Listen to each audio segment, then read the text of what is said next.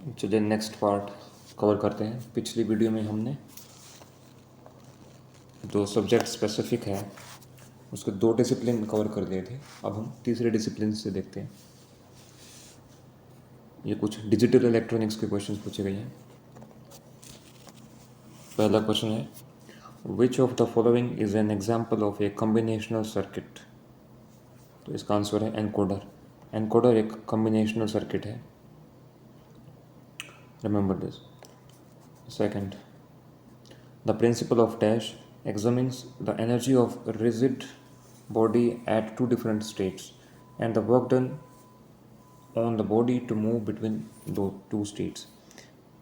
इसका मतलब ये है कि प्रिंसिपल कौन सा है, वो जो दो बॉडीज़ के बीच में, एक बॉडी है कोई और 2 पॉइंट्स हैं, स्टेट्स हैं, उनके बीच की क्या एनर्जी है और कैसे उनमें मूव करती है और मूव करने के लिए कितना वर्क होगा। तो ये वर्क एनर्जी प्रिंसिपल्स है, तो इसको डिटरमाइन करता है। ठीक है। What is the difference between a join and a subquery. तो इसका जो करेक्ट आंसर है वो है, a join is use to combine data from multiple tables based on a common column, while a subquery is used to retrieve data from single table। जो common column है तो join multiple tables में काम आता है, और जो सब क्वेरी है वो with in the same table में, सिंगल टेबल में काम आता है। Question 4, what is the difference between symmetric and asymmetric encryption.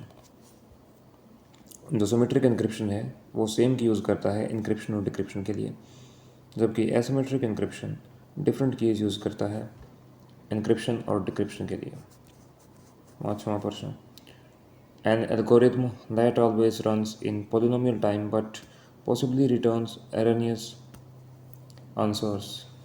ऐसा एल्गोरिथम जो पोलिनोमियल टाइम n स्क्वेयर, आप उसको मान सकते हैं कॉम्प्लेक्सिटी में, ज़्यादा टाइम लेता है और आंसर भी त्रुटिपूर्ण यानी कि गलत देता है। तो ऐसा कौन सा एल्गोरिथम है, उसको बोलते हैं Monte Carlo algorithm. What are 3 security goals. तो इसका आंसर है कॉन्फिडेंशियलिटी, इंटीग्रिटी एंड अवेलेबिलिटी। ये साइबर सिक्योरिटी का क्वेश्चन है, इसको बोलते हैं CIA triad, confidentiality, integrity and availability, CIA triad. Next, अगर C इज़ द कोफिशिएंट है मीन स्क्वायर कंटिंजेंसी का and R and S are the numbers of row and columns, then the maximum value of C। तो इसका जो एक formula है वो होता है C इक्वल्स टू √R-1/R, यानी कि S का इसमें यूज ही नहीं है, कॉलम्स का यूज़ नहीं है इसमें, R-1/R। Next, which of the following fields in the IPv4 header ensures that datagrams do not circulate forever due to, for example, a long-lived routing loop in the network। तो इसका answer है time to leave, TTL।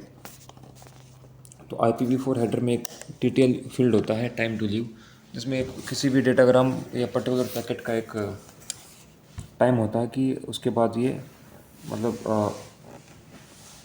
Move नहीं करेगा उसके एक particular time तक। ठीक है, उसके बाद मूव नहीं करेगा। 9th, the architecture of dash file system is based on Andrew file system. इसका करेक्ट आंसर है CODA, कोडा।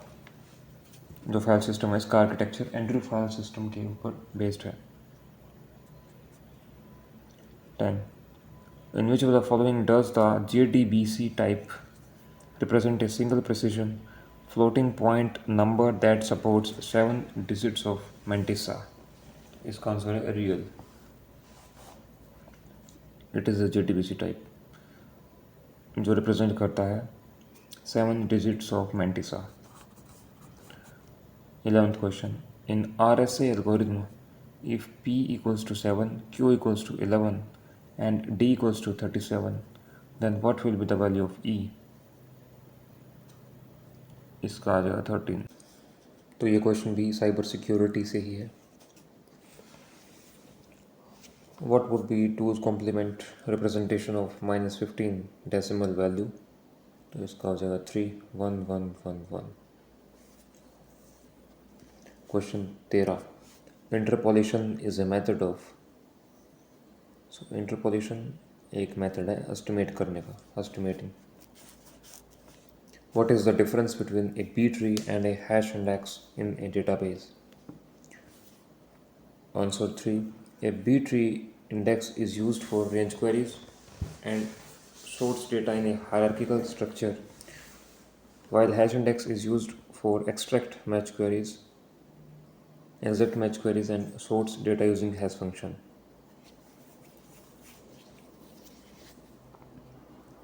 ठीक है,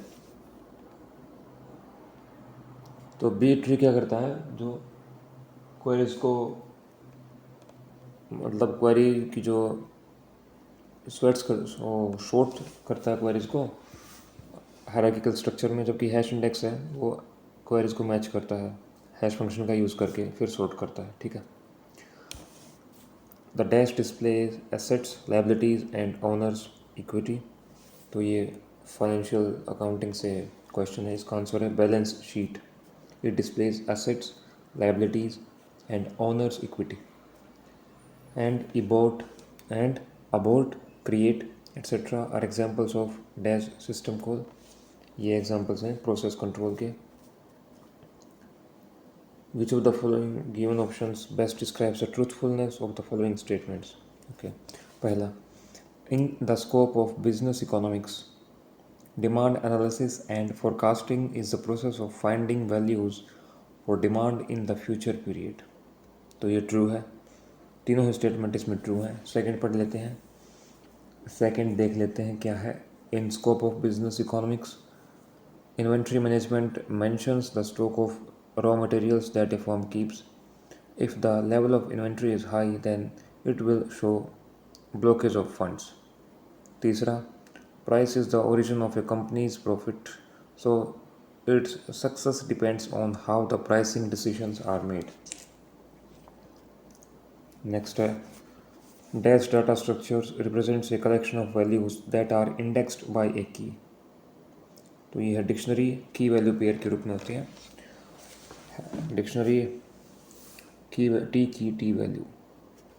what is virtual memory in an operating system?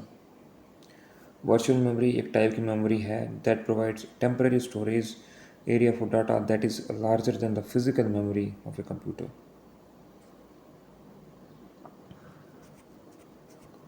20. What will be the probability that the selected number is a multiple of 3 and 4 if a number is selected at random from the first 50 natural numbers? तो ये आप देख लेना. इसका answer है 2/25. अगर आप बोलोगे सॉल्यूशन को तो मैं सॉल्यूशन करवा दूंगा, अदरवाइज़ वीडियो बहुत लंबी हो जाएगी. ठीक है. 21. अब नहीं, अब सॉरी, डिसिप्लिन 4 के क्वेश्चन है. What is the main purpose of inheritance in object oriented programming? Inheritance का मेन पर्पज़ क्या है? ताकि दोबारा कोड लिखना ना पड़े. एक बार पेरेंट क्लास में लिख दिया और चाइल्ड क्लास उसको यूज़ कर ले, तो code reusability. Which of the following is a column in a table that points to the primary key of another table. So ये पहले भी क्वेश्चन आ चुका है. ये फॉरेन की है, मतलब दूसरे तरीके से क्वेश्चन पूछा था पर कंसेप्ट यही था. विच of the following is an output device? Plotter is an output device.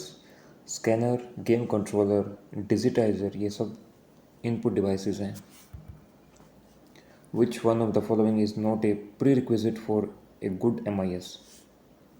Support from staff. Obviously ये कोई प्री रिक्विजिट नहीं है. Database, control and maintenance of MIS executives, ये प्री रिक्विजिट्स हैं. यानी कि एग्जीक्यूटिव्स जो उसको ऑपरेट करेंगे वो प्री रिक्विजिट्स हैं, लेकिन स्टाफ के बारे में सच कोई प्री रिक्विजिट नहीं है. ठीक है. तो याद रखना, database, control and maintenance and executives, ये सब चीज़ें इसमें हैं. What is the purpose of relational database management systems RDBMS? To store and manage data in structured format using tables, columns and rows. छठा, while working on a JavaScript project, in your JavaScript application, which function would you use to send messages to users requesting for text input? तो इसका answer है prompt. prompt करके आएगा option, उसमें text enter कर देगा user. सातवां, which of the following is not a feature of ADO.NET? Reachability function नहीं है, फीचर नहीं है। इंटरऑपरेबिलिटी, स्केलेबिलिटी एंड मेंटेनेबिलिटी, ये सारे फीचर्स हैं। 8वां, इसमें 2 कंडीशंस हैं, 2 स्टेटमेंट्स हैं। Net profit after taxes and preference share dividend is 10 lakh रुपए। Net number of equity share is 20,000। तो अर्निंग पर शेयर कितनी हो जाएगी, इसको सिंपली आप डिवाइड कर देंगे, ठीक है। नंबर ऑफ शेयर्स इतने हैं और नेट प्रॉफिट इतना है, तो divided by number of equity shares, profit को जब आप डिवाइड करेंगे तो उसका आंसर हो जाएगा।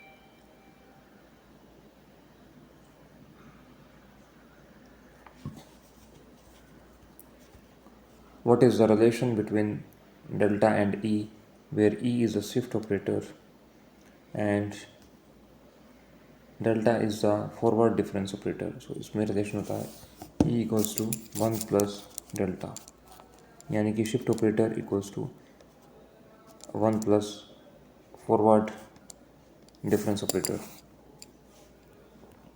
Which of the following is not an advantage of e-commerce? की क्या एडवांटेज नहीं है? E commerce has several payment modes, बिल्कुल होते हैं। नेट बैंकिंग है, यूपीआई है, कैश ऑन डिलीवरीज है। E commerce is a making a digitize waste, बिल्कुल स्मार्टफोन से आप सब कुछ मंगाते हो ऑनलाइन इंटरनेट से। E commerce via internet covers a large number of customers, ये भी सही है। तो सही क्या नहीं है? E commerce has no universal standard for quality and reliability, of course है, तो ये गलत हो जाएगा।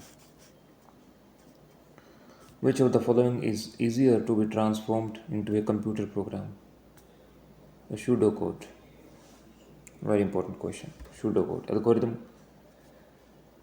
सबसे लो लेवल का बेसिक फ्लो होता है किसी भी कोड का। pseudocode एक एल्गोरिदम से नेक्स्ट लेवल की चीज़ होती है, ठीक है। What is the purpose of using a CSS preprocessor in front-end development? To simplify and extend the capabilities of CSS. CSS cascading style sheet. A dash is a process that has completed its task but still it shows an entry in a process table. It is a zombie process. जिसने अपना काम कर दिया लेकिन entry अभी भी show करेगी table में, ठीक है। डैश इज एन और are a function of e commerce, finance, supply chain and marketing, all three are functions of e-commerce. 15. The primary function of ICMP is error and diagnostic functions.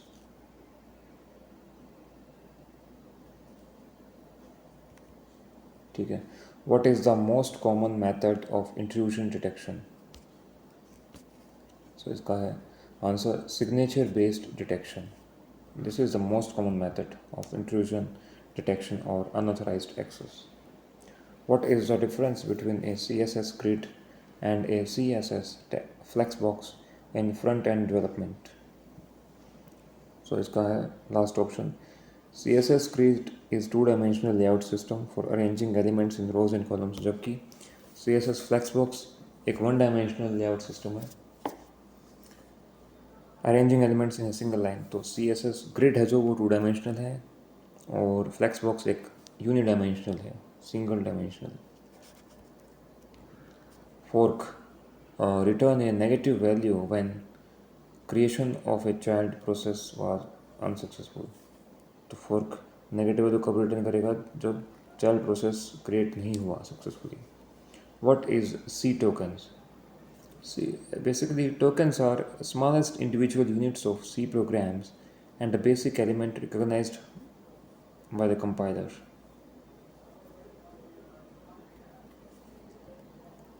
What is the main difference between a dynamic array and a static array in C programming? See, static arrays are stored in stack while dynamic arrays heap में। याद रहे बात, heap use होता है dynamic memory allocation के लिए, मतलब कि स्टैक में स्टैटिकली स्टोर्ड होते हैं स्टैटिक अरेज स्टैक में स्टैटिक एस से स्टैक, डायनेमिक अरे हीप में स्टोर होते हैं, ठीक है। तो ये डिसिप्लिन नंबर 4 था। नेक्स्ट है डिसिप्लिन 5, क्वेश्चन 1 डिसिप्लिन 5 का, what is the purpose of a software design pattern in software engineering. तो इसका आंसर है to provide a standard solution to a common problem in software design। Obvious सी बात है, software design pattern का पूछा है तो डिज़ाइन ही इसका स्टैंडर्ड सॉल्यूशन आंसर हो जाएगा। ठीक है।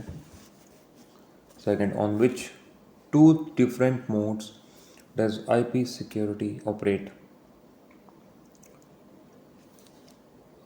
First option transport and tunnel modes में ऑपरेट करती है IPsec। What is a virtual memory, again repeated question same paper में। A type of memory that uses a hard disk to store data and RAM to speed up access to data।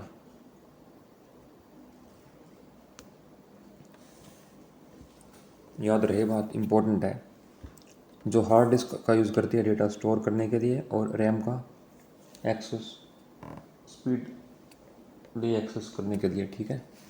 Fourth, a dash is the traditional revenue that a company generates from selling new products or services or from expanding into new markets। Answer is incremental revenue है इसका answer. Additional revenue जो generate करती है उसको बोलते हैं incremental revenue. Which are the two basic cellular systems. तो ये मोबाइल नेटवर्किंग टेलीकम्युनिकेशन का पार्ट है। सर्किट स्विच्ड सिस्टम और पैकेट स्विच्ड सिस्टम दो बेसिक सेलुलर सिस्टम है। What is the purpose of a software patch. Software patch is used to fix bugs or security vulnerabilities in a software program। so मतलब patches में divide करके software को हम मतलब उसको debug करते हैं और ऐसे कोई वल्नरेबिलिटी नहीं है जिसको एक्सप्लॉइट किया जा सके उसको हम दूर करते हैं। ठीक है। Seventh question, the correctness and appropriateness of dash solution can be checked very easily. Algorithmic इसका उत्तर है। The Bezier curve is a and dash curve that is defined by a minimum of 3 points consisting of an origin, end point and 1 control point. तो parametric इसका उत्तर है। तो जो Bezier curve है वो एक पैरामीट्रिक कर्व है जिसमें कम से कम 3 पॉइंट तो होने चाहिए, origin, end point and control point. The mean of this